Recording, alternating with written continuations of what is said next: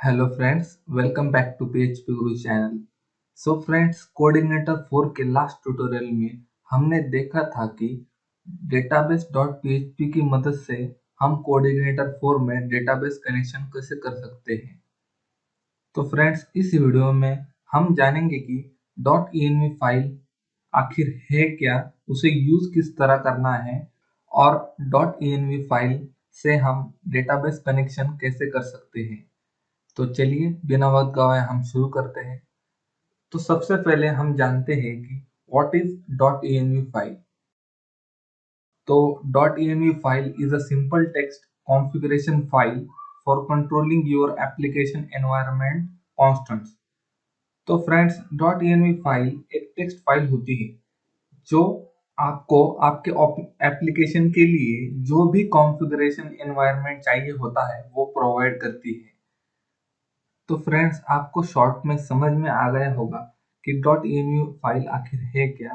.env file के बारे में और जानने के लिए हम जाते हैं हमारे फोल्डर के अंदर जहाँ पर हमारी .env फाइल है, ये फाइल। तो यहाँ पे .env फाइल के बारे में और बताया गया है, पहले हम रीड कर लेते हैं।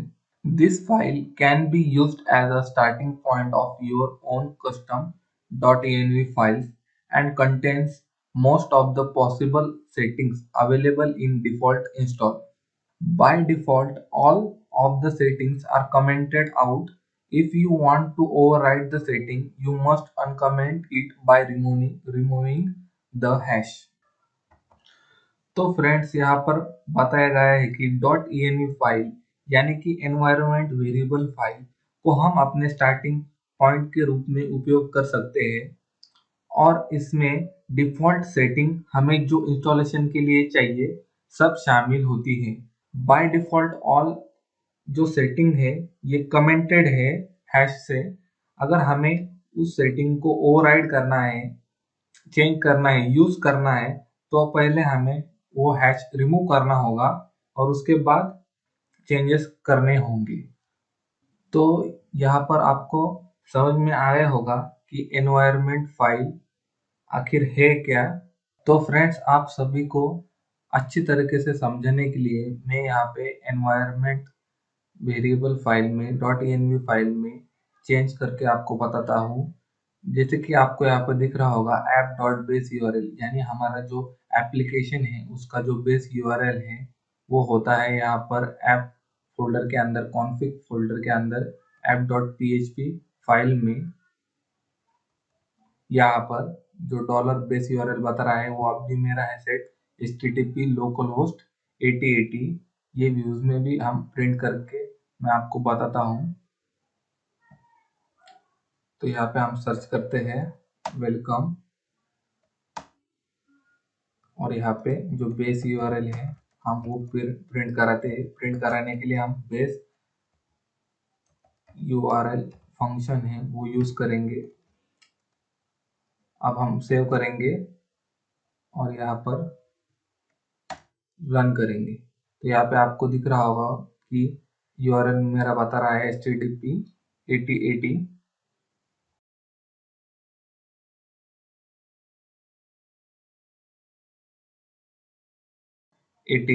ये मेरा अभी बेस यूआरएल है। अब हम इस बेस यूआरएल को ओवरराइड करेंगे, चेंज करेंगे .env फाइल से। तो चेंज करने के लिए हम जाएंगे .env फाइल में। तो सबसे पहले जब भी हमें .env फाइल यूज करनी होगी तो हमें .env फाइल को पहले रीनेम करना है डॉट से .env और सेव करना है। इसके बाद यहाँ पर हमें जो ऐप का बेस यूआरएल चेंज करना है, इसलिए जो आगे का हैश है वो हमें रिमूव कर देना है जिससे कि ये अनेबल हो जाएगा। और यहाँ पर मैं यूआरएल डाल देता हूँ http local host hello world और सेव कर देना है। app.php में हमारा यूआरएल है http localhost 8080 और यहाँ पर जो बेस यूआरएल है http localhost hello world। तो क्या होगा, जब हम प्रोग्राम रन करेंगे तो ये env फाइल रन होगी और जो ऐप का बेस यूआरएल है वो सेट हो जाएगा http local host hello world, यहाँ पर ओवरराइड हो जाएगा। तो अगेन हम रिफ्रेश कर रन करते हैं तो आपको यहाँ पर दिख रहा होगा, पहले हमारा जो बेस यूआरएल था वो था http लोकल होस्ट 8080 और अब हो गया है लोकल होस्ट हेलो वर्ल्ड, यानी कि हमारी env फाइल वर्क कर रही है। तो फ्रेंड्स, इसी प्रकार आपको env फाइल में बहुत सारी चीजें यहीं पर ही मिल जाएगी, ना आपको इस फोल्डर के अंदर जाकर चेंजेस करने होंगे, आपको सभी एक ही फाइल में आप चेंजेस कर सकते हैं। तो आपको समझ में आया होगा कि एनवायरनमेंट फाइल हमें क्यों यूज करनी चाहिए। तो फ्रेंड, जैसे कि बेस यूआरएल यहाँ पर दिया गया है, उसी प्रकार यहाँ पर डेटाबेस की सेटिंग भी दी गई है। तो हम आप .env फाइल की मदद से डेटाबेस कनेक्शन भी यहाँ पर कर लेते हैं। तो होस्ट नेम लोकल होस्ट ही रहेगा क्योंकि मैं लोकल यूज कर रहा हूँ। सेकंड है डेटाबेस का नाम, तो यहाँ पे हमारे जो डेटाबेस का नाम है वो मैं यहाँ पे डालूंगा कोडिंगनेटर 4। उसके बाद यूजर नेम रूटी है, पासवर्ड एम्प्टी है, और के ये हैश है, ये भी हमें रिमूव कर देने हैं।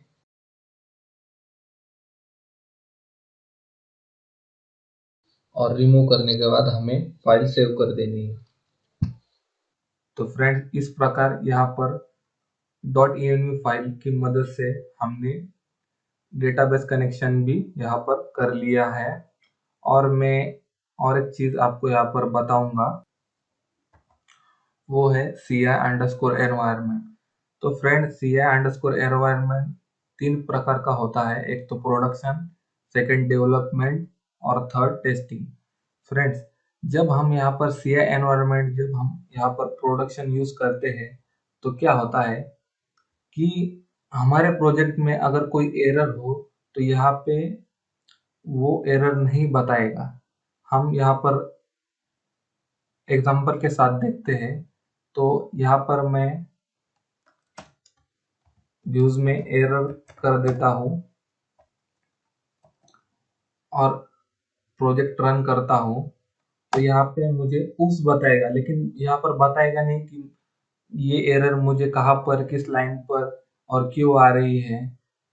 और अगर हम env फाइल में यहाँ पर डेवलपमेंट मोड करेंगे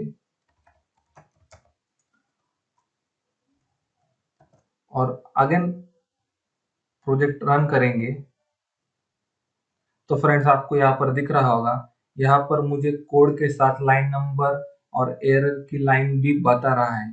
तो फ्रेंड्स, इस प्रकार आप .env फाइल में एनवायरनमेंट भी चेंज कर सकते हैं।